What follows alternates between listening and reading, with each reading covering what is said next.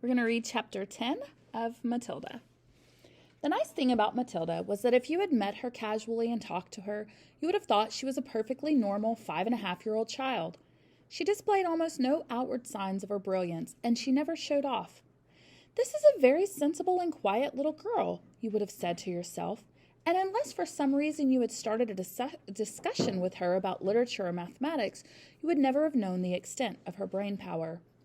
It was therefore easy for Matilda to make friends with other children.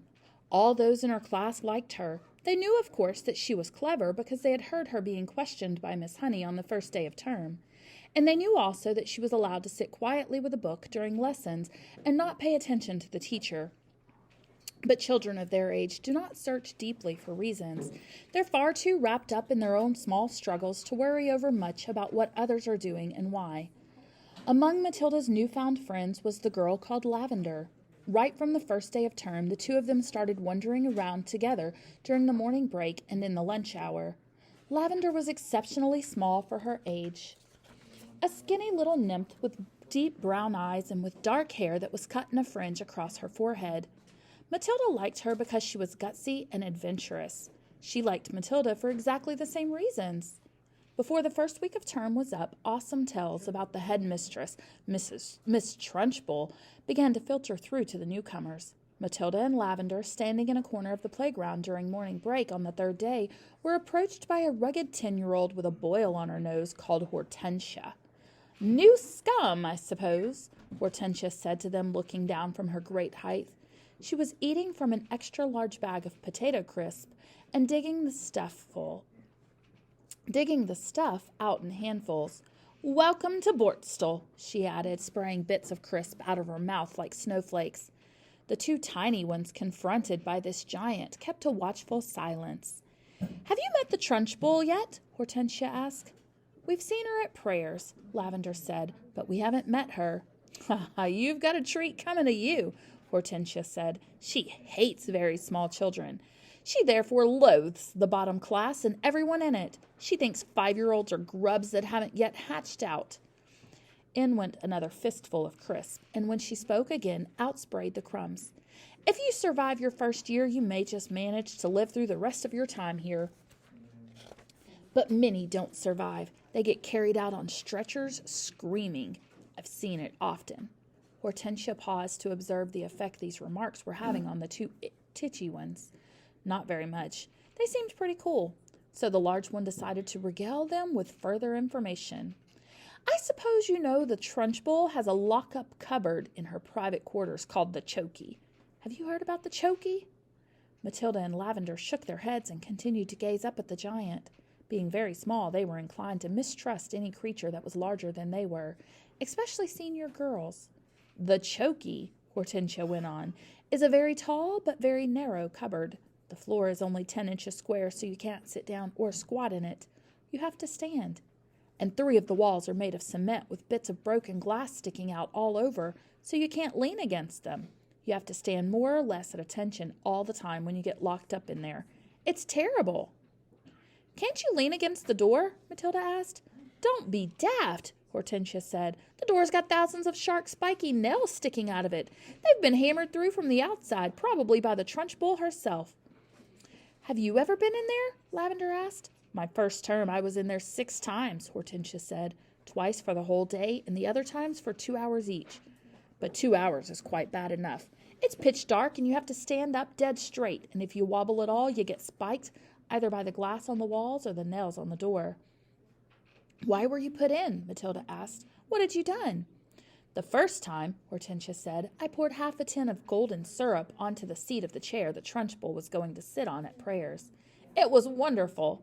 When she lowered herself into the chair, there was a loud squelching noise similar to that made by a hippopotamus when lowering its foot into the mud on the banks of the Limpopo River. But you're too small and stupid to have read the Just So stories, aren't you?" "I've read them," Matilda said. "You're a liar," Hortensia said amiably. "You can't even read yet, but no matter." So when the Trunchbull sat down on the golden syrup, the squelch was beautiful. And when she jumped up again, the chair sort of stuck to the seat of those awful green breeches she wears and came up with her for a few seconds until the thick syrup slowly came unstuck. Then she clasped her hands to the seat of her breeches, and both hands got covered in the muck. You should have heard her bellow. But how did she know it was you? Lavender asked. A little squirt called Ollie Bogwhistle sneaked on me, Hortensia said. I knocked his front teeth out. And the Trunchbull put you in the chokey for a whole day? Matilda asked, gulping. All day long, Hortensia said. I was off my rocker when she let me out. I was babbling like an idiot. What were the other things you did to get put in the chokey? Lavender asked. Oh, I can't remember them all now, Hortensia said. She spoke with the air of an old warrior who has been in so many battles that bravery has become commonplace. It's all so long ago, she added, stuffing more crisps into her mouth. Ah, yes, I remember one. Here's what happened.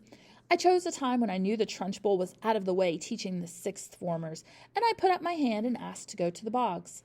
But instead of going there, I sneaked into the Trunchbull's room, and after a speedy search, I found the drawer where she kept all her gym knickers. Go on, Matilda said, spellbound. What happened next? I had sent away by post, you see, for this very powerful itching powder, Hortensia said. It cost 5 op a pocket and was called the Skin Scorcher. The label said it was made from the powdered teeth of deadly snakes, and it was guaranteed to raise welts the size of walnuts on your skin. So I sprinkled this stuff inside every pair of knickers in the drawer, and then folded them all up again carefully. Hortensia paused to cram more crisps into her mouth. Did it work? Lavender asked. Well, Hortensia said, a few days later during prayers, the Trunchbull suddenly started scratching herself like mad down below. Aha! I said to myself, here we go. She's changed for Jim already. It was pretty wonderful to be sitting there watching it all and knowing that I was the only person in the whole school who had realized exactly what was going on inside the Trunchbull's pants. And I felt safe, too. I knew I couldn't be caught. Then the scratching got worse. She couldn't stop. She must have thought she had a wasp's nest down there. And then, right in the middle of the Lord's Prayer, she leapt up and grabbed her bottom and rushed out of the room. Both Matilda and Lavender were enthralled. It was quite clear to them that they were at this moment standing in the presence of a master. Here was somebody who had brought the art of skullduggery to the highest point of perfection.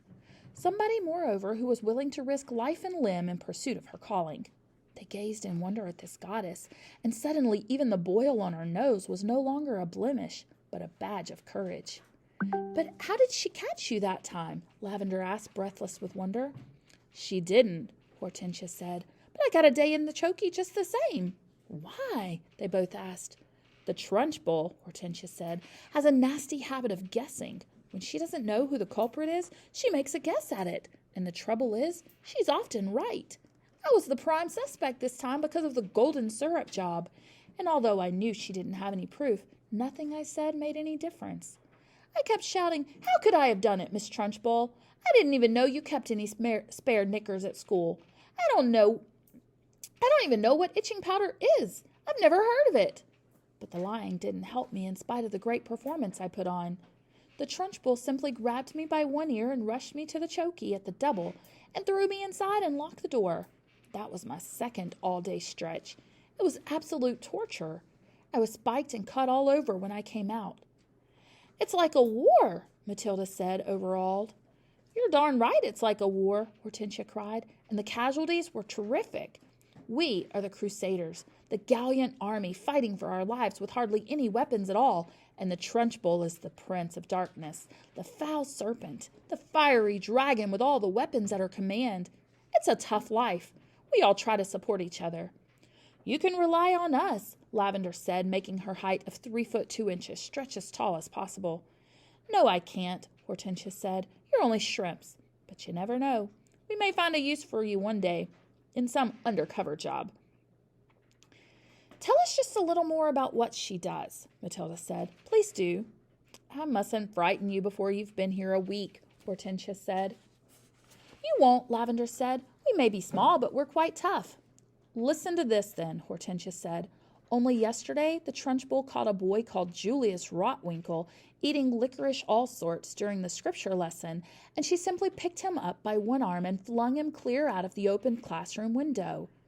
Our classroom is one floor up, and we saw Julius Rotwinkle go sailing out over the garden like a frisbee and landing with a thump in the middle of the lettuces. Then the Trunchbull turned to us and said, "From now on, anybody caught eating in class goes straight to the window." "Did this Julius Rotwinkle break any bones?" Lavender asked. "Only a few," Hortensia said. "You've got to remember that the Trunchbull once threw the hammer for Britain in the Olympics, so she's very proud of her right arm." "What's throwing the hammer?" Lavender asked. "The hammer," Hortensia said, "is actually a ruddy great cannonball on the end of a long bit of wire, and the thrower whisks it around and round his or her head faster and faster, and then lets it go. You have to be terrifically strong. The Trunchbull will throw anything around just to keep her arm in, especially children." "Good heavens," Lavender said. "I once heard her say," Hortensia went on, "that a large boy is about the same weight as an Olympic hammer, and therefore he's very useful for practicing with." At that point, something strange happened. The playground, which up to then had been filled with shrieks and the shouting of children at play, all at once became silent as the grave. "Watch out!" Hortensia whispered. Matilda and Lavender glanced around and saw the gigantic figure of Miss Trunchbull advancing through the crowd of boys and girls with menacing strides. The children drew back hastily to let her through, and her progress across the asphalt was like that of Moses going through the Red Sea when the waters parted. A formidable figure she was, too, in her belted smock and green breeches. Below the knees, her calf muscles stood out like grapefruits inside her stockings.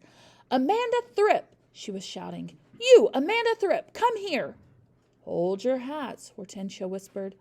"What's going to happen?" Lavender whispered back. "That idiot Amanda," Hortensia said, "has let her long hair grow even longer during the holes, and her mother has plaited it into pigtails. Silly thing to do."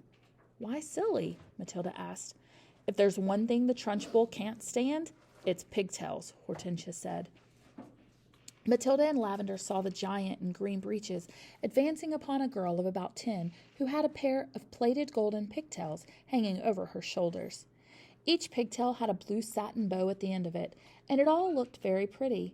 The girl wearing the pigtails, Amanda Thripp, stood quite still, watching the advancing giant, and the expression on her face was one that you might find on the face of a person who is trapped in a small field with an enraged bull which is charging flat out towards her. The girl was glued to the spot, terror-struck, pop-eyed, quivering, knowing for certain that the day of judgment had come for her at last. Miss Trunchbull had now reached the victim and stood towering over her. "I want those filthy pigtails off before you come back to school tomorrow," she barked. "Chop 'em off and throw 'em in the dustbin. You understand?" Amanda, paralyzed with fright, managed to stutter, "Mommy likes them. She plates them for me every morning." "Your mummy's a twit," the Trunchbull bellowed. She pointed a finger the size of a salami at the child's head and shouted, "You look like a rat with a tail coming out of its head." Mommy thinks I look lovely, Miss Trunchbull," Amanda stuttered, shaking like a blancmange. "I don't give a tinker's toot what your mummy thinks," the Trunchbull yelled, and with that she lunged forward and grabbed hold of Amanda's pigtails in her right fist and lifted the girl clear off the ground. Then she started swinging her around and around her head, faster and faster, and Amanda was screaming blue murder. The Trunchbull was yelling, "I'll give you pigtails, you little rat." "Shades of the Olympics," Hortensia murmured. "She's getting up speed now, just like she does with the hammer. 10 to 1 she's going to throw her." And now the Trunchbull was leaning back against the weight of the whirling girl and pivoting expertly on her toes, spinning round and round. And soon Amanda Thripp was traveling so fast she became a blur. And suddenly, with a mighty grunt, the Trunchbull let go of the pigtails, and Amanda went sailing like a rocket right over the wire fence of the playground and high up into the sky. "Well thrown, sir," someone shouted from across the playground. And Matilda, who was mesmerized by the whole crazy affair, saw Amanda Thripp descending in a long, graceful parabola on the playing field beyond. She landed on the grass and bounced 3 times and finally came to rest. Then, amazingly, she sat up. She looked a trifle dazed, and who could blame her? But after a minute or so, she was on her feet again and tottering back towards the playground. The Trunchbull stood on the playground, dusting off her hands. Not bad, she said, considering I'm not in strict training. Not bad at all. Then she strode away. She's mad, Hortensia said. But don't the parents complain? Matilda asked. Would yours? Hortensia asked. I know mine wouldn't. She treats the mothers and the fathers just the same as the children, and they're all scared to death of her. I'll be seeing you sometime, you two. And with that, she sauntered away.